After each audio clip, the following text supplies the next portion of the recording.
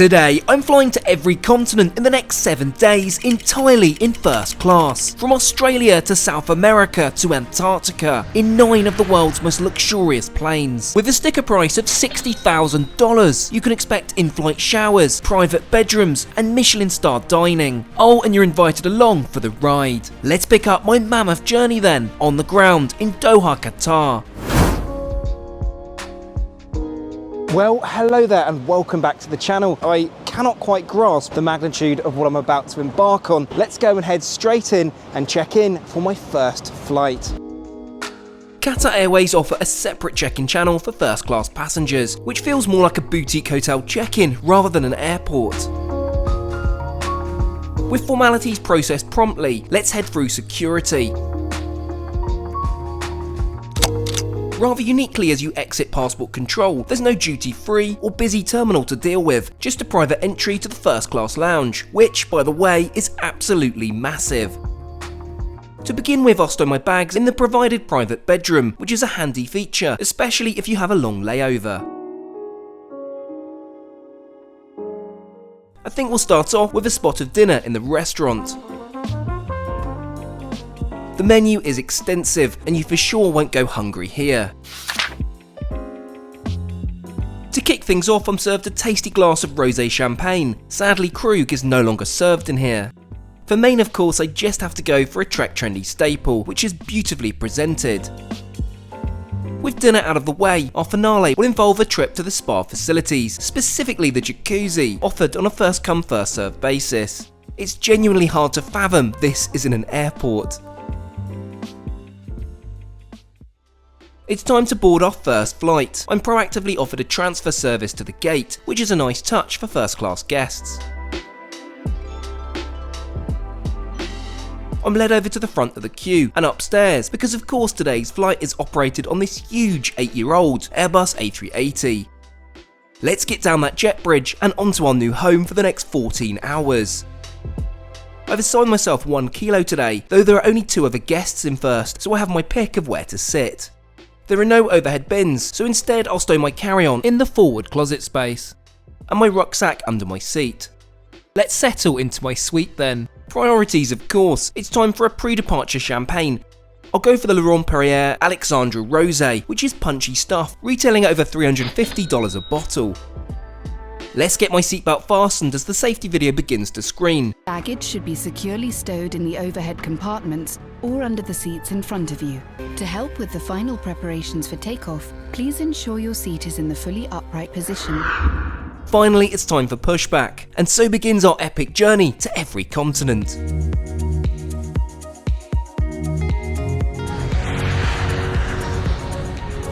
Our first flight will take us nearly 8,000 miles over to Sydney, Australia, and our first continent of the trip, Oceania. It's not long before we reach altitude, and given that it's past midnight now, let's get changed into my PJs. There are 2 bathrooms located at the front of the first class cabin. It may not be the Emirates shower spa, but for an airplane bathroom, it's still mighty impressive. In terms of amenities, shaving and dental kits are provided, along with a diptyque amenity kit, which you're free to take home with you. You also get these super soft white company pyjamas. Let's boot the Tims off and get changed. Much better.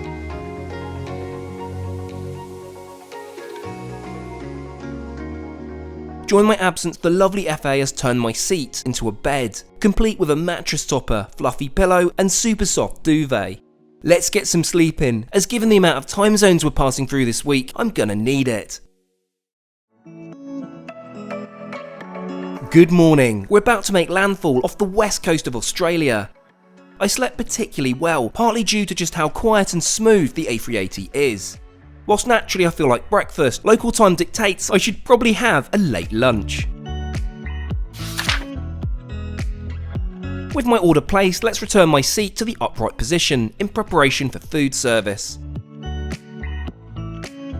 The tray table retracts from the right console, and this is promptly set up with white table linen and a faux candle. First class is not first class without caviar service, complete with all the traditional trimmings. For main, I opt for the seared Wagyu beef with massaman curry sauce, which is utterly divine. With dinner service complete, let's explore this plane's party piece. Located towards the rear of the aircraft is the bar cum lounge. It's a lovely space to hang out with plenty of seating, with individual seatbelts so you can remain here should there be any unexpected turbulence. There's a wide selection of drinks available, from cocktails to champagne. This time I'm offered a 2007 Alexandra Rosé.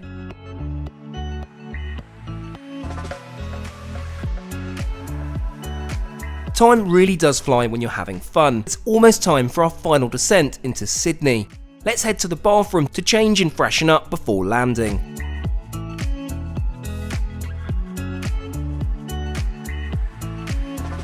I'm aware that these time zones are going to be a constant challenge during this trip, but given the sun is setting already, the jet lag is real.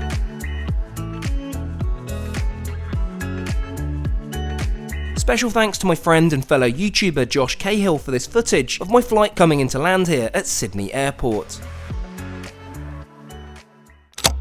With that, it's welcome to our first continent of Oceania. I'll be staying downtown at the Four Seasons, next to the Rocks and Circular Quay.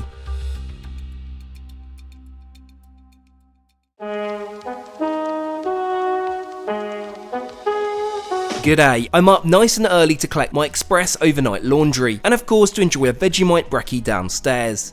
There's enough time for a quick morning explore to get those steps in, before heading on to our next flight and indeed next continent.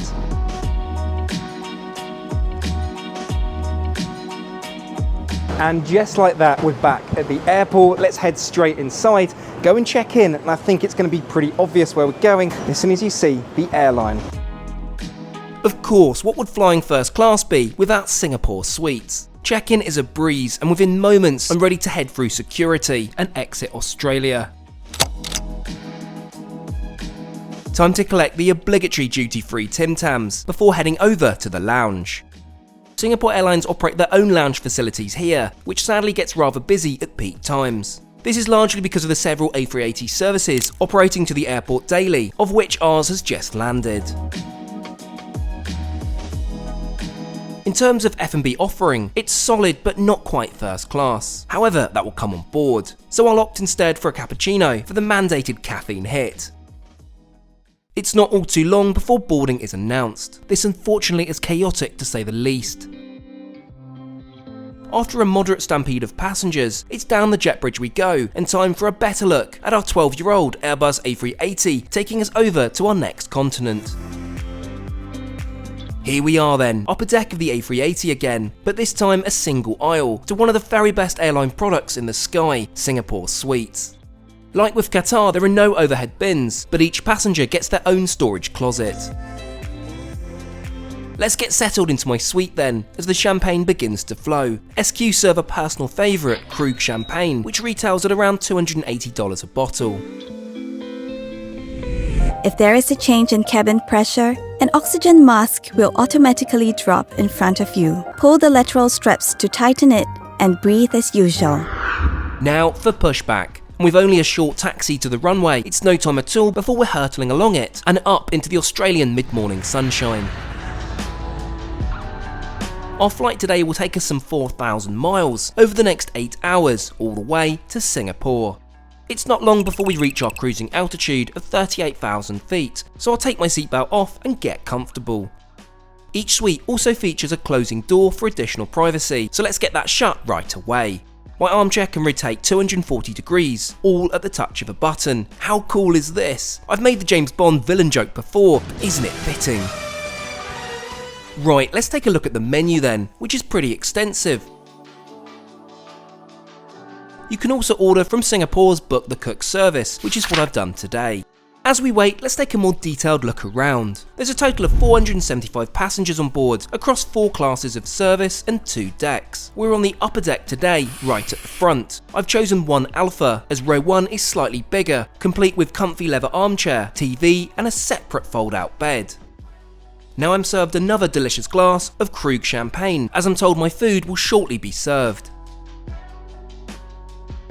It will come as no surprise that my appetizer consists of caviar. As I said, it's a first class staple and something I only ever enjoy in the sky, or perhaps the odd luxury cruise or train. For main, I'm served my Book the Cook selection, the lobster thermidor with buttered asparagus, slow roasted tomatoes, and saffron rice. With dinner service out of the way, it's time to check out the famous Singapore bathroom, located to the front of the first class cabin and one I rank as second best after Emirates. SQ provide PJs and an amenity kit, with the latter offering Lalique branded cosmetics. Let's get the Tims booted off then and change into my PJs. I make it nap time, a common theme on this trip that's for sure. During my absence, my bed has been folded down and made up ready for sleep. Without any more to say, let's close the suite doors, get those slippers off, and settle in for a doze.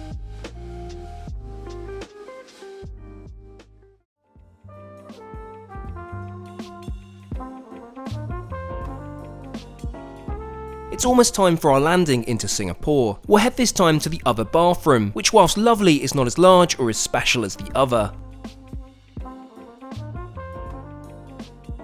Let's make our way back to my suite and prepare for landing. Our next continent is imminent. Well, there's actually a twist to our tale here. Whilst we're arriving into Singapore, we're not entering the country. This is a transit to another country, still within Asia mind you, so we'll officially tick off the next continent when we arrive at our next stop tomorrow morning. Let's go and find the coveted Singapore private room, which we have access to. Singapore Airlines have a special lounge within first class called the Private Room. Access here is strictly guarded. No frequent flyer membership can get you in here. It was actually only opened last year and is a truly beautiful space indeed. I think we'll head straight over to the restaurant. First up, the wine list, which is relatively limited but punchy with a tasty 2012 Comté. However, in terms of food, there's plenty, but I'm still feeling rather full, so opt for the Wagyu satay, which goes down an absolute treat. For the remaining layover, I've booked out one of the private rooms to get on with some work. And lastly, a shower in preparation for sleep on the next red-eye flight. It's time to head to the gate. Next, we'll be flying on board Singapore's Boeing 777. Let's get down the jet bridge and settle in for our overnight. Welcome to Singapore's other first-class product, flown only on their 777s.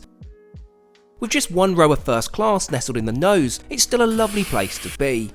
As with our previous flights, there are no overhead bins, but instead ample floor space for my bags. I'm warmly welcomed and served a nightcap of Krug champagne.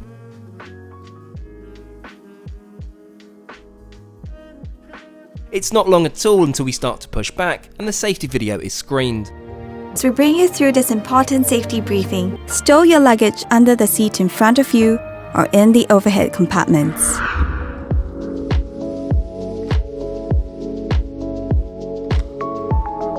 So, where are we heading? Over the next 7 hours, we'll fly 3,000 miles over to Tokyo, Japan.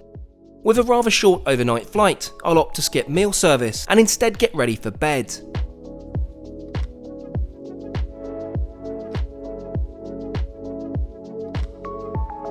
Now, doesn't this look inviting? I'll catch you all in the morning. Well, good morning. I slept pretty well to be fair, and with only a short time to spare before our final descent, let's get a caffeine hit on the go in form of a cappuccino. Now we really must go and get changed, as frankly I don't want to roam around Tokyo in my PJs.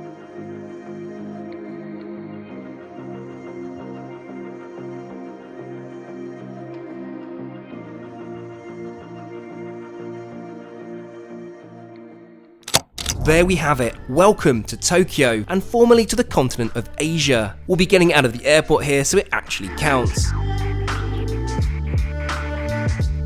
my layover, I've booked into the Conrad Tokyo, the perfect base for today's activities.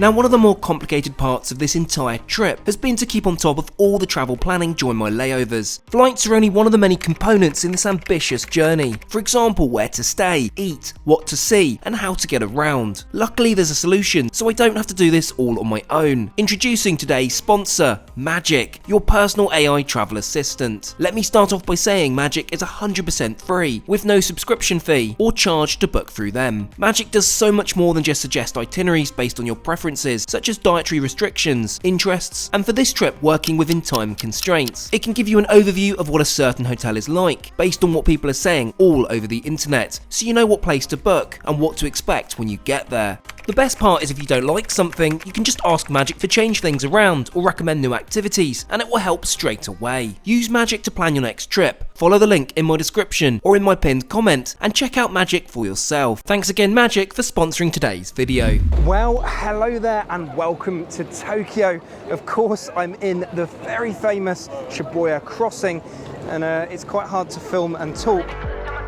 However, our focus today will be a few blocks over, where I get to drive something pretty special.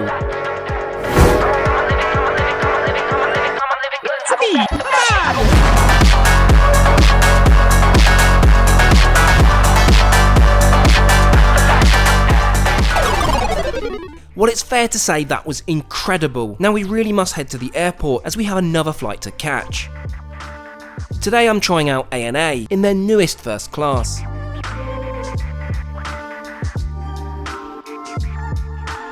Check-in is efficient with no queues, and I'm escorted over to security in a matter of minutes.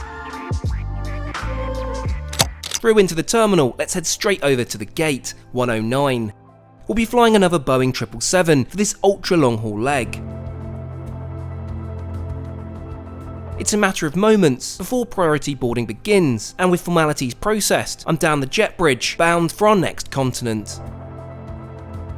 Welcome on board ANA First Class Suites, a product introduced back in 2019. It still feels brand new though. It's not long before we're requested to fasten our seatbelts as the safety video begins to screen. のしおりをご覧ください。その他ご質問がありましたら、客室乗務員にお尋ねください。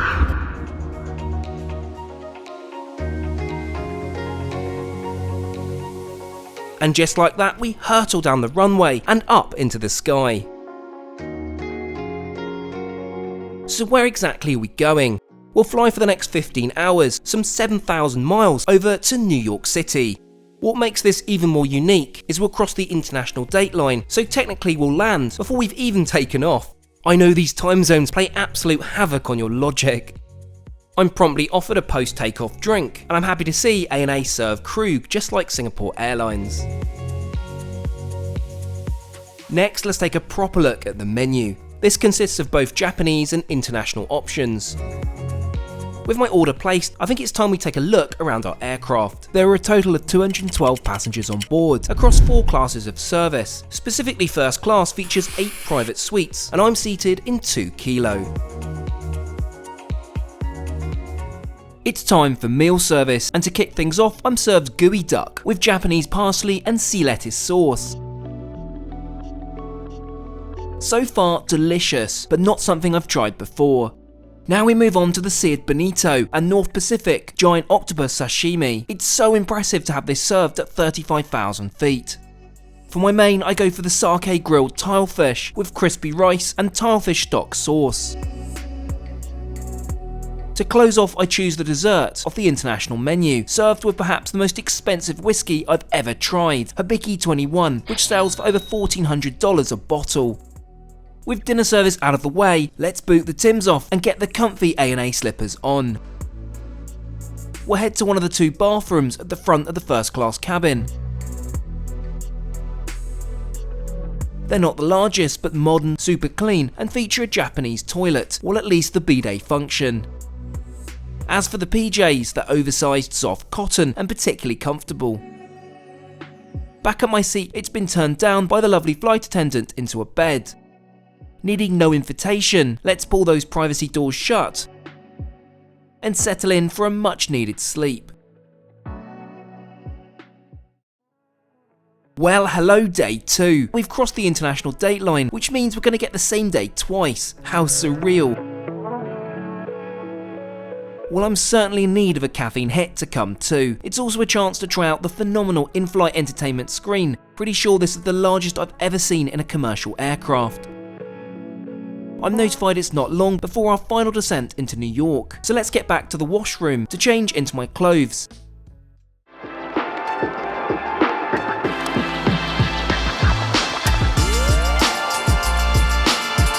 Welcome to the next continent of our trip, North America. We're almost halfway, would you believe? So to get into New York City, let's try something a little different. You may at this point think, oh sure, an Uber, or come with me over to JFK's private terminal, just 5 minutes from arrivals. Of course, it's been long overdue. It's time to try out Blade and the helicopter service to Manhattan. This is meant to take just 5 minutes.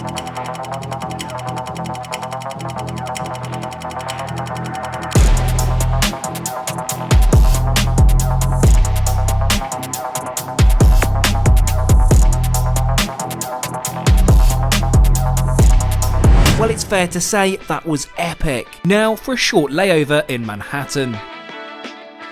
I've checked into the new Virgin Hotel with the most fantastic views of the Empire State Building. Now for a shower, a slice of NY pizza. In perhaps the most touristy place I could possibly find. And before I know it, it's time to head back over to the airport. Thank you for waiting, ladies and gentlemen. We've invited the first class. This is only a short domestic hop down to Washington DC, but of course I'm sticking to the first class rule. Thank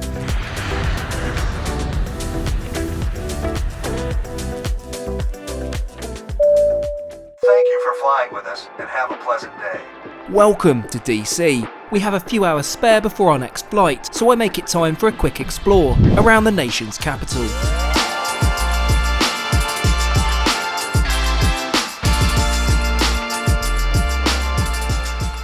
I should honestly just live at the airport at this point, but our next continent is beckoning. Washington Dulles will play host to this evening's departure on the UK flag carrier British Airways. I'm pretty sure you can guess where we're heading. Now there's no expedited security for first class guests, but that's where my TSA pre-check comes in handy on this particularly busy evening. All through security and it's time to check out the lounge offering. BA have their own operation here at Dulles, which is a pleasant surprise. There's even a separate Concorde restaurant for first class passengers. Now seeing as we're in the US, wouldn't the cheeseburger be a fitting choice? It's not long before we're invited to head to gate B44 for boarding formalities. Tonight we'll be flying this 14-year-old Boeing 777. We sure are flying a lot of 777s so far on this trip. Down the jet bridge we go and into the ambient BA first class cabin. I'm aware this cabin is on the older side, but I do love the coziness of it, albeit without the bells and whistles of, well, any of our previous flights.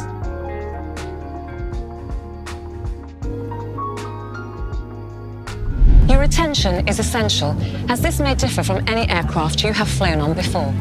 Please check your seatbelt is fastened securely and worn whenever the signs are on. Please now check your seat is in the takeoff position with the armrest down.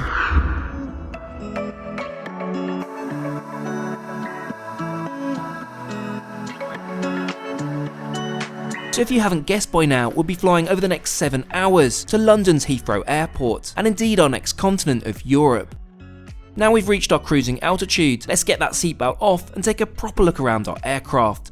There are a total of 235 passengers on board, across 4 classes of service. I'm in one of the 8 suites right at the front, which while slightly dated, it's still a very comfortable place to spend this red-eye.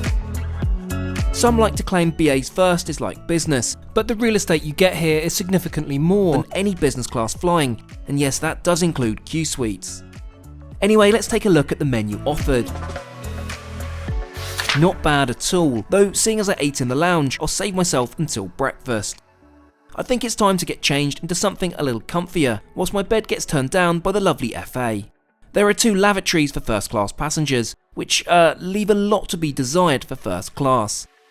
Things improve with the Templey amenity kit, which I rate as one of the best in the sky, and what's more, they provide fantastic cotton PJs, which I'm a huge fan of.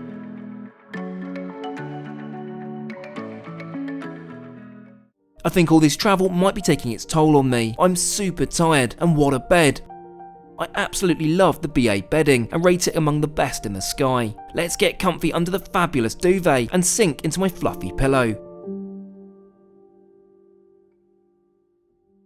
Well, good morning, I think. I've slept well, but these time zones have me waking up at the most bizarre times. I'm also pretty hungry, so let's take a look at the breakfast menu.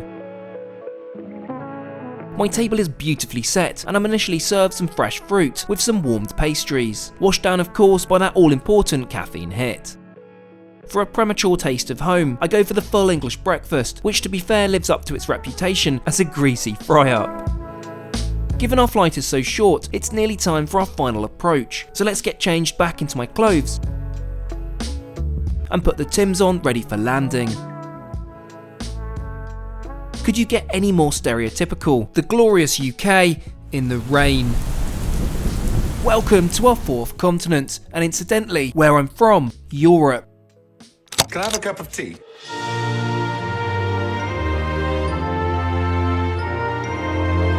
So anyway, rather than show you London, which I'm sure most of you are familiar with, let me show you a brief snapshot of my home in Bournemouth. Of course this means fish and chips, a British seaside tradition, and some time with the lovely Millie. Oh, and before we head back to the airport, I must give my barber Jack a visit for a fresh trim. Welcome back to Heathrow, and to this time Terminal 4. We'll head straight to the Air France check-in, because of course Le Premier is incoming. Whilst Air France Le Premier doesn't operate from London, we'll be connecting in Paris. There is however some elements of the service still present, such as being escorted to the plane and being first aboard. Euro business class, I have not missed you. One uneventful flight later, and I'm on my way to my Parisian hotel. Day 4 brings yet another continent. Given my early start and late arrival, perhaps staying centrally in Paris was a poor move. Welcome to Charles de Gaulle Airport. I can't say it's my favourite, but today will be a very different experience. Le Premier guests are invited to use the dedicated channel, whereby check-in formalities are done in a private lounge, along with a chaperone through security, all the way to the main first-class lounge. It's a truly special place, and one I rank among the highest in the world. It's not showy, but classy, with ample seating, a quiet zone, and even a spa. Mind you, just look at the price of some of those treatments. We, however, are interested in the restaurant for a spot of breakfast. Naturally, let's start with a caffeine hit, along with the Eggs Benedict. Now it's time for our departure, but alas, this is no ordinary affair. I'm driven directly to our aircraft across the apron. We're taking yet another 777, and an older one at that, nearly 20 years old. Let's head up a level to the jet bridge and get on board. As with our Singapore experience earlier, Air France features just one row of first class and only on their 777s. It'd be interesting to see how this changes when their new first class cabin debuts next year. I'm actually one of the last to board, and within moments the jet bridge retracts and we're ready for pushback. Let's get my seatbelt securely fastened as the safety video is run. On behalf of everyone at Air France, we wish you a very pleasant flight. So where exactly are we flying? Well, for the next 12 hours, we'll fly some 6,000 miles all the way over to Sao Paulo, Brazil. Now that we've reached our cruising altitude, let's take a peek at the food on offer today. Lunch seems extensive and certainly a step above what BA was serving on our last flight. With my order placed, let's take a proper look around Air France's 777-300ER, which place hosted 296 passengers in 4 classes of service. Up front there are just 4 first class suites, and I've chosen one Alpha for the occasion. It's certainly a nice place to be, and there are even privacy curtains to fully enclose your suite, which I'll show you in just a second. Now for meal service. First up, let's indulge in a 2006 rare Piper Heinsick. This will go nicely with our appetizer, the French caviar, with a vodka and lime whipped cream. Goodness, the amount of caviar consumed on this trip so far. Now for main, the lamb confit roulade with pistachio and kumquat, which is a welcome change up from my usual steak. With lunch service out of the way, let's get changed into something a little more comfortable. There are 2 lavatories to the front of the first class cabin, which is most impressive as you're only sharing with one other passenger. So the amenity kit, packed full of Sisley cosmetics, an eye mask, pen and wooden comb. It's time to change. What do you think? They're certainly very comfy. Upon returning to my suite, it's been made up beautifully, and by now you know the drill. Let's catch a few hours shut-eye to mitigate the jet lag.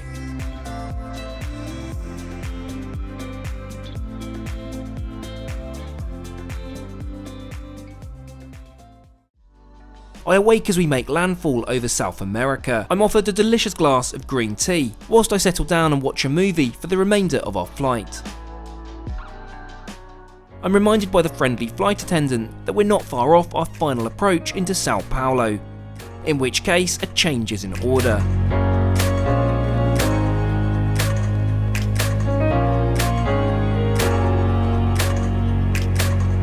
Welcome to South America, our 5th continent. Now whilst I'd love to explore Sao Paulo, Rio has been on my list forever, and I have Simon Wilson to blame for that. By the way, do go and check out his channel. So let's catch a short domestic hop up there for an overnight. Welcome to Rio. I've decided to book a room at the famous Copacabana Palace, opened in 1923 and a regular haunt of celebrities throughout the years, from Marilyn Monroe to Justin Bieber.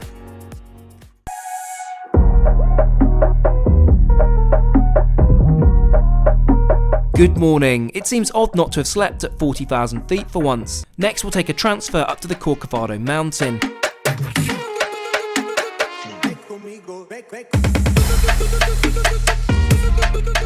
We have finally made it up to one of the wonders of the modern world. This is Christ the Redeemer.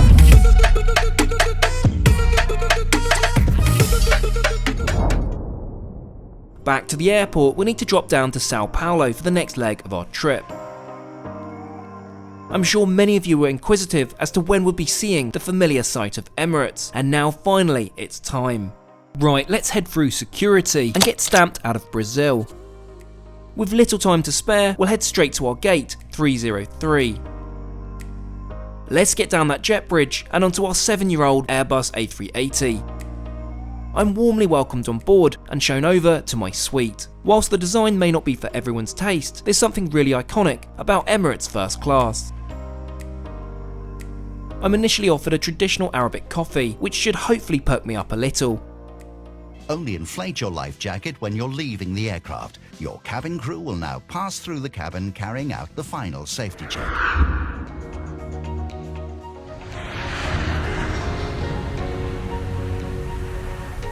Our flight today will take us 15 hours and just under 8,000 miles all the way over to Dubai. It's not all too long before we reach our cruising altitude of 35,000 feet and service springs into action. Due to the flight's timings, I think I'll prioritise getting some rest first of all. Uniquely, I can take a relaxing shower prior to bed. It still seems so surreal to me that such a facility exists thousands of feet in the air. Practically speaking, you can actually have an enjoyable shower, though you'll need to keep a close eye on the water dial as you only have a few minutes of continuous running water. Much better. During my absence, the flight crew have turned down my suite ready for sleep. Needing no invitation, I make it time to sink into the memory foam mattress topper and soft duvet. At the touch of a button, my suite doors close, cocooning me in privacy and comfort. See you in a few hours.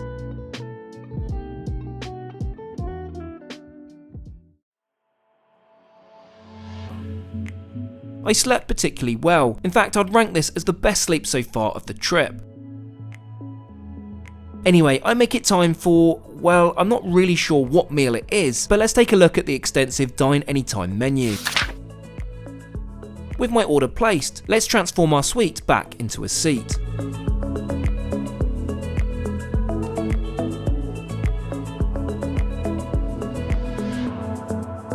At the touch of a button, the wooden tray table springs out of my console to my right. The lovely FA proceeds to set my table and pours a delicious glass of 2013 Dom. To begin, rather than another round of caviar, I instead opt for the Arabic meze, which is extensive, including hummus, baba ganoush, stuffed vine leaves, and plenty of pita bread. For main, I go for the chicken mandi in a traditional Emirati spice marinade with fragrant rice. I've not tried this dish before, but I think it just might be the best main I've had before on Emirates, which is quite a statement. With dinner out of the way and still a number of hours to go until we reach Dubai, let's kick back and enjoy some in-flight entertainment. Emirates have a huge selection of movies and TV shows, which I rank as the best in the sky. I'm informed it's almost time for our final approach, so let's head back to the bathroom and change into my clothes. Back at my seat, let's get that seatbelt on, and we finally come into land. Habibi, come to Dubai. Welcome to Dubai.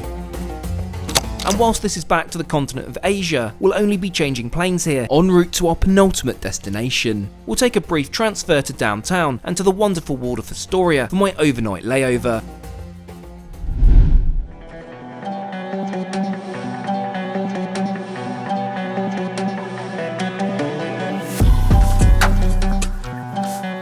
Well, good morning from Dubai. It's back over to the airport for us. We'll be continuing on Emirates for the next leg, so we can use their dedicated first and business class check-in facilities at DXB.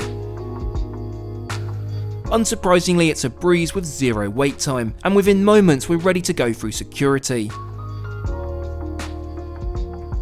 Now time for the Emirates First Class Lounge. There are 3 to choose from, but seeing as we're at Gate C today, which is essentially in Sharjah, I think we'll have to trek over to Lounge C, so there's no risk of missing our flight.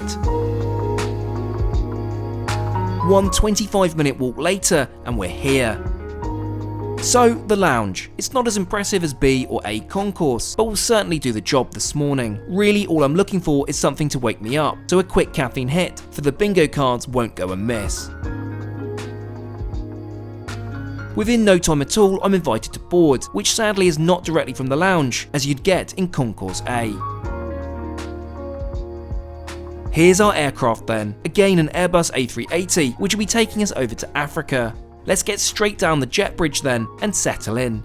I'm warmly welcomed on board by the friendly flight crew and directed over to my seat. I've chosen 3 kilo today, the same as our last flight. It's only a few minutes before the safety video begins to screen. Your window blind should be open and your seat in the upright position. In the unlikely event of an emergency landing, please brace yourself like this against the seat in front of you.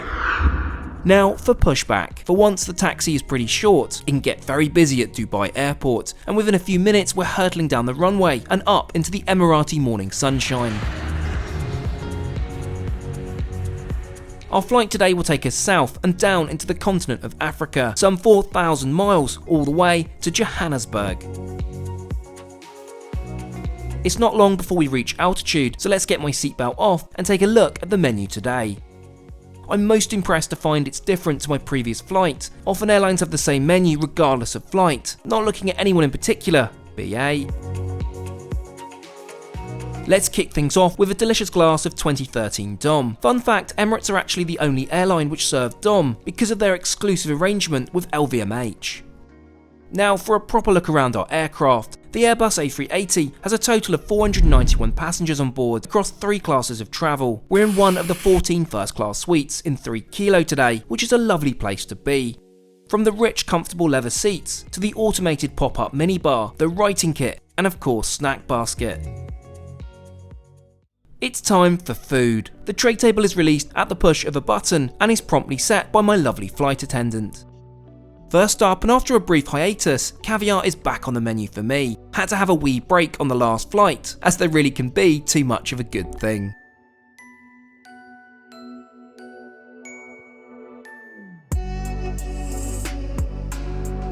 Now for something different, the mixed grill. I've not seen this on the Emirates menu before, but wow, what a find. Beef kebab, lamb cutlet, kofta and chicken shish. Absolutely delicious. To close off, I'm offered a selection of Swiss chocolates, concluding a fab meal. Now being back on board the A380, the shower facilities once more. However many times I'm fortunate to fly this, it really never gets old.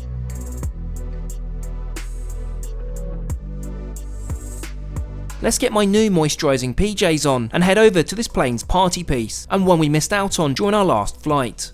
Located to the rear of the aircraft, behind the business class cabin, you'll find the bar. Choose from a selection of wines or perhaps a cocktail whilst you relax on one of the comfy sofas. As with Qatar's bar, you can stay here throughout the flight thanks to the integrated seatbelts. Next, we'll head back to my suite, as it's been made up into a bed. Now, given it's a day flight, I wouldn't ordinarily sleep for a long period, but after all that food and a couple of drinks, here we are.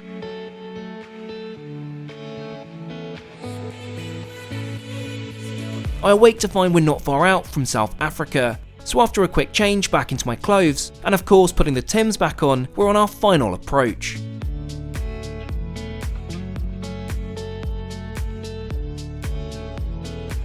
I'm delighted to welcome you to the 6th continent of our trip, Africa. It's certainly been quite the journey so far, and only one to go. Now I do have a special guest joining me on the next section of this trip, my dad of course, who's just flown in from London. I'm taking him on safari, something I know he's always wanted to do. This will involve a trip a few hundred miles north, not all that far from the Botswana border. Let's get briefly settled in to our 2-bedroom lodge here at the Mabazo Black Rhino Reserve. Now, of course, no visit to South Africa would be complete without a safari and hope to spot the big 5. So without any further ado, and of course welcoming Dad back to the channel, let's go on safari. You ready? I'm ready. Let's go.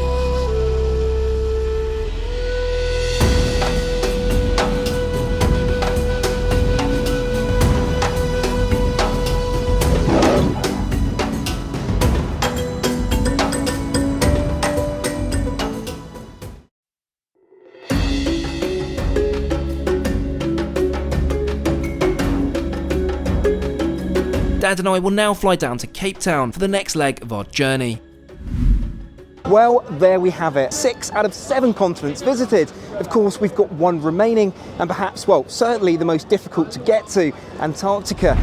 Dad sadly won't be joining me on this next sector, instead opting to enjoy the vineyards of Cape Town with some family friends. Worry not, I'll be back to join them just after I pop to the 7th continent.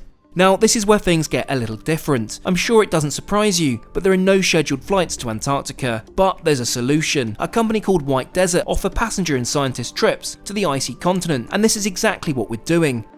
Now to drive across the apron to our aircraft.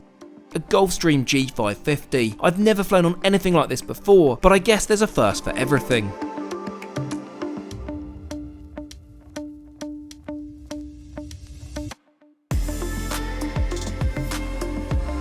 This is certainly very different to any of the first class flights we've been on so far. Emergency exits can be opened by moving the handle in the direction of the arrow. Please study the exit instructions when you board.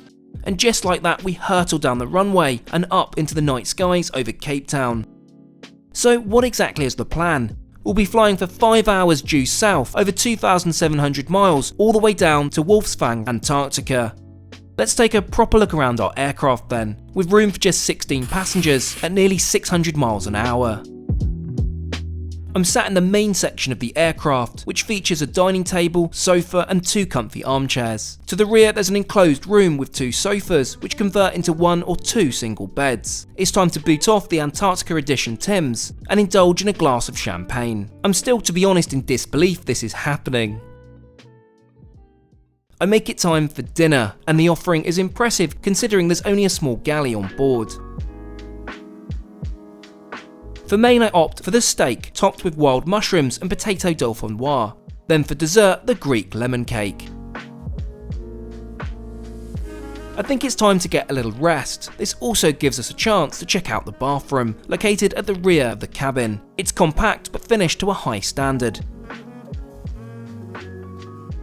Time to get my teeth brushed and off to bed. We still have a few hours before we land on the icy continent. Now, whilst it looks like sunrise outside, the sun actually never sets at this time of year in Antarctica, and it's currently 1 AM for context.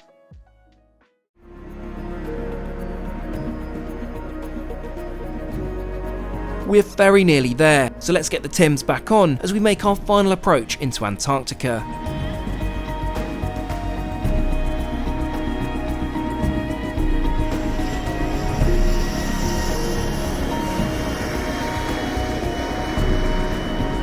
Well, there we have it. Welcome to the 7th continent. We've done it. Every continent in the world in 7 days. I honestly can't quite come to terms with just how wild this whole experience has been.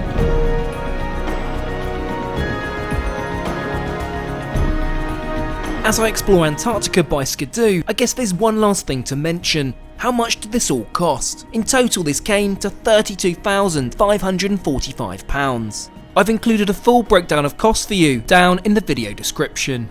Thank you so much for watching, and I'll catch you all again next time.